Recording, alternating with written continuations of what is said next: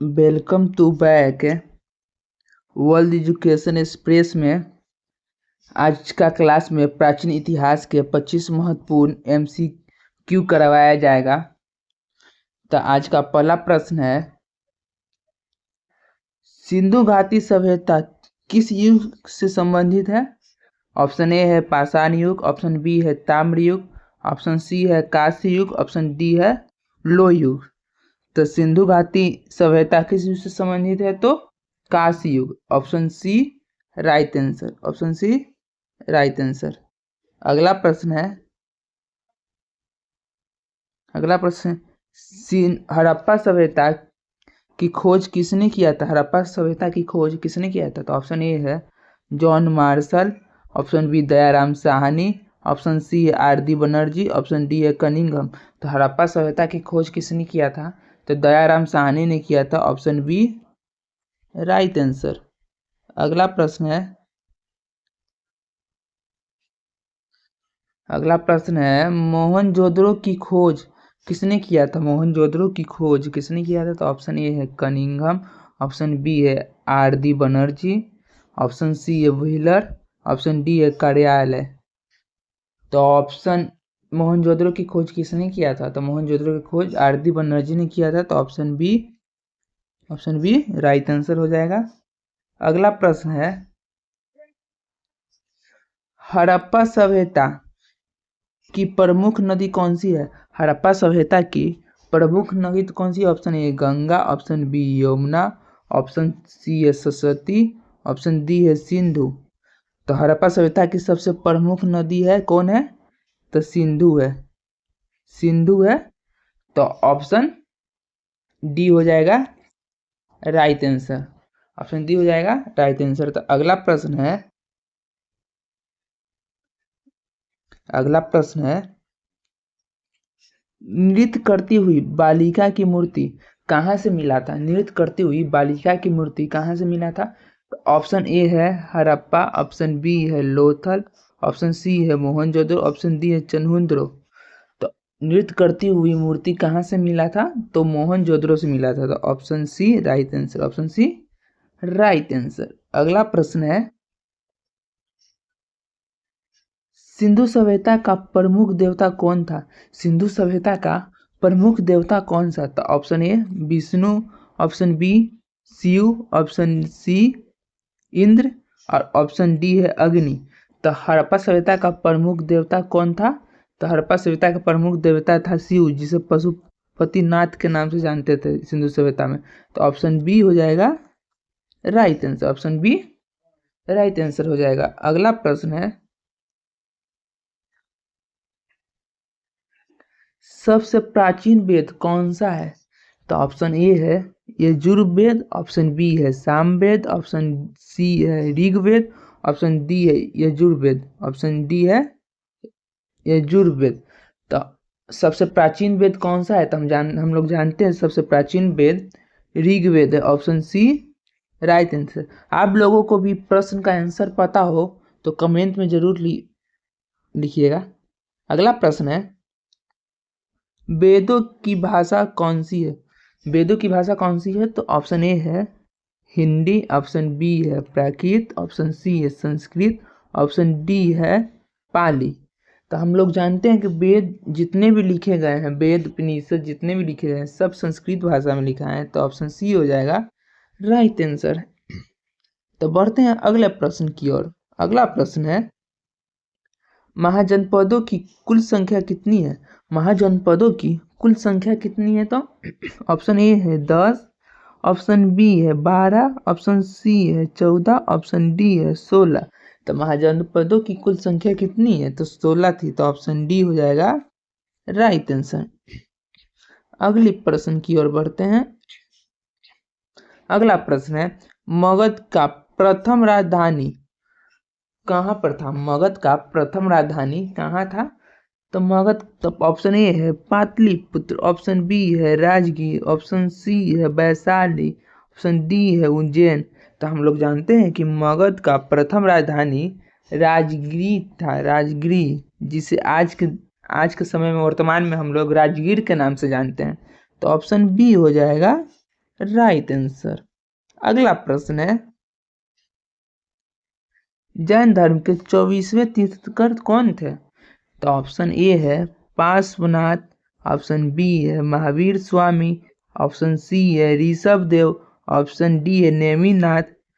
तो हम लोग जानते हैं 24वें तीर्थक जैन धर्म के महावीर स्वामी थे और पार्श्वनाथ के नियम में महावीर स्वामी ने ब्रह्मचर्य को जोड़ा था। अगली प्रश्न की ओर बढ़ते हैं। अगला प्रश्न है, बौद्ध का वास्तविक नाम क्या है? बौद्ध का वास्तविक नाम, ऑप्शन ए है सिद्धार्थ गौतम, ऑप्शन बी है महावीर, ऑप्शन सी है राहुल, ऑप्शन डी है अशोक। तो हम लोग जानते हैं महावीर बुद्ध का बचपन का नाम सिद्धार्थ गौतम था, तो ऑप्शन ए हो जाएगा राइट आंसर। अगली प्रश्न की ओर बढ़ते हैं। अगला प्रश्न है, बौद्ध का जन्म कहाँ हुआ था?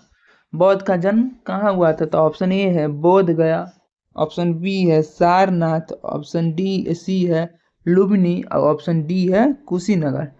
तो बौद्ध का जन्म कहाँ हुआ था? हम लोगों को पता है कि लुम्बिनी में हुआ था, तो ऑप्शन सी हो जाएगा राइट आंसर। अगले प्रश्न की ओर बढ़ते हैं।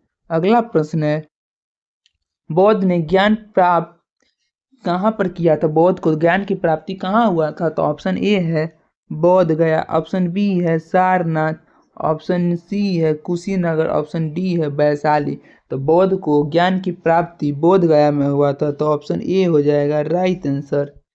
तो अगले प्रश्न की ओर बढ़ते हैं। अगला प्रश्न है, प्रथम बौद्ध संगीति कहाँ हुआ था? प्रथम बौद्ध संगीति कहाँ पर हुआ था? तो ऑप्शन ए है वैशाली, ऑप्शन बी है राजगिरी, ऑप्शन सी है पाटलिपुत्र, ऑप्शन डी है काशी। तो प्रथम बौद्ध संगीति कहाँ हुआ था? तो हम सभी को पता है कि राजगिरी में हुआ, तो ऑप्शन बी हो जाएगा राइट आंसर। ऑप्शन बी हो जाएगा राइट आंसर। अगले प्रश्न की ओर बढ़ते हैं।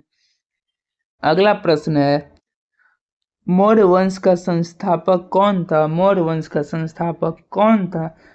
ऑप्शन ए है बिंदुसार, ऑप्शन बी है अशोक, ऑप्शन सी है चंद्रगुप्त मौर्य, ऑप्शन डी है पुष्यमित्र। तो हम इस सभी को पता है मौर्य वंश का संस्थापक चंद्रगुप्त मौर्य था। ऑप्शन सी हो जाएगा राइट आंसर।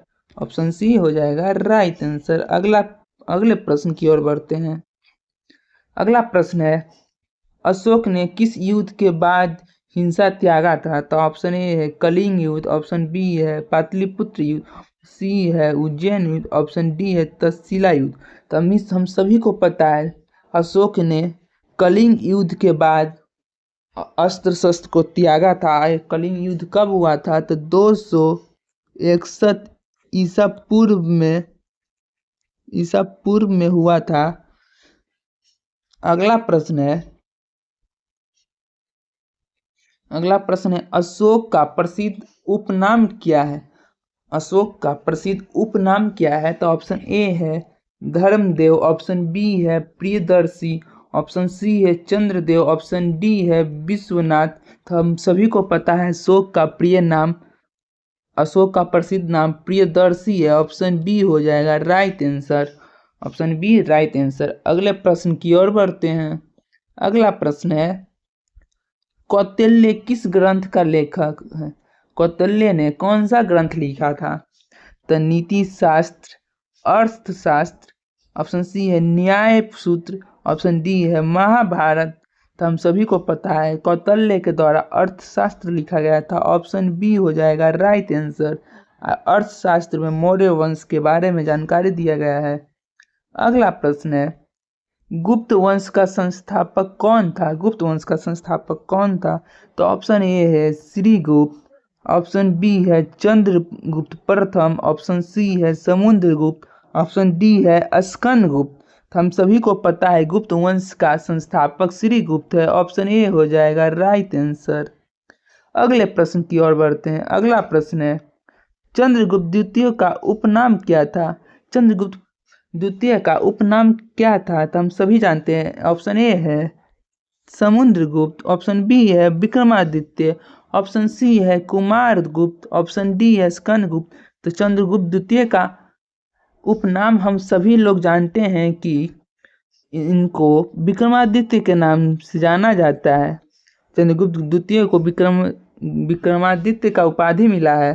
तो ऑप्शन बी हो जाएगा राइट आंसर। अगले प्रश्न की ओर बढ़ते हैं। अगला प्रश्न है, आर्यभट्ट किस काल के प्रसिद्ध कवि थे? तो ऑप्शन ए है मौर्य काल, ऑप्शन बी है गुप्त काल, ऑप्शन सी है नंद काल, ऑप्शन डी है हर्ष काल। तो हम सभी जानते हैं कि आर्यभट्ट किस काल के प्रसिद्ध कवि थे? तो गुप्त काल के कवि थे। तो ऑप्शन बी हो जाएगा right answer. Option B right answer. अगले प्रश्न की ओर बढ़ते हैं। अगला प्रश्न है, नालंदा विश्वविद्यालय की स्थापना किसने किया था? तो ऑप्शन ए है हर्षवर्धन, ऑप्शन बी है कुमारगुप्त, ऑप्शन सी है अशोक, ऑप्शन डी है चंद्रगुप्त मौर्य। तो हम सभी जानते हैं नालंदा विश्वविद्यालय की स्थापना कुमारगुप्त के द्वारा किया गया था। तो ऑप्शन बी हो जाएगा राइट आंसर। आप लोग बताइएगा आज का क्लास कैसा लगा, कमेंट में जरूर बताइएगा। अगला प्रश्न है, अगली प्रश्न की ओर बढ़ते हैं। तो अगला प्रश्न है, मेगास्थनीज किस यूनानी शासक का राजदूत था? किस यूनानी शासक का राजदूत था? तो ऑप्शन ए हो जाएगा सिकंदर, ऑप्शन बी सेल्यूकस हो जाएगा, ऑप्शन सी हो जाएगा एंटिओस और ऑप्शन डी हो जाएगा डेरियस। तो हम सभी जानते हैं मेगास्थनीज इंदिका पुस्तक के लेखक है और ये सेल्यूकस निकेतर के राजदूत थे। तो ऑप्शन बी हो जाएगा Seleucus. Option B right answer. Megasthenes के द्वारा इंदिका पुस्तक लिखा गया था। इस इंदिका पुस्तक से भी मौर्य साम्राज्य के बारे में जानकारी मिलता है। अगले प्रश्न की ओर बढ़ते हैं और आज का ये अंतिम प्रश्न है, हर्षवर्धन की राजधानी कहाँ थी? तो option A Kannauj, option B हो जाएगा Pataliputra, option C Ujjain, option D हो जाएगा दिल्ली। तो इसका प्रश्न का आप लोगों का उत्तर पता होगा तो कमेंट में बताइएगा। ऐसे हम इसका उत्तर हम बता देते हैं, हर्षवर्धन की राजधानी कन्नौज में था। तो ऑप्शन ए हो जाएगा राइट आंसर। आई होप कि आज की क्लास आपको पसंद आया होगा। वीडियो अच्छा लगा तो वीडियो को लाइक कीजिएगा और चैनल पर नए होंगे तो ऐसे ही वीडियो के लिए चैनल को सब्सक्राइब कर दीजिए। और आपको बताते हुए हमें खुशी हो रहा है कि इस चैनल पर हर कंपटीशन एग्जाम की तैयारी कराई जा रही है, तो आप फ्री का आनंद क्यों ना ले, इसीलिए चैनल को सब्सक्राइब कर लीजिएगा। मिलते हैं नेक्स्ट वीडियो में, नेक्स्ट क्लास में आपसे बात होगा। तो जय हिंद। आज का क्लास यहाँ पर समाप्त करते हैं।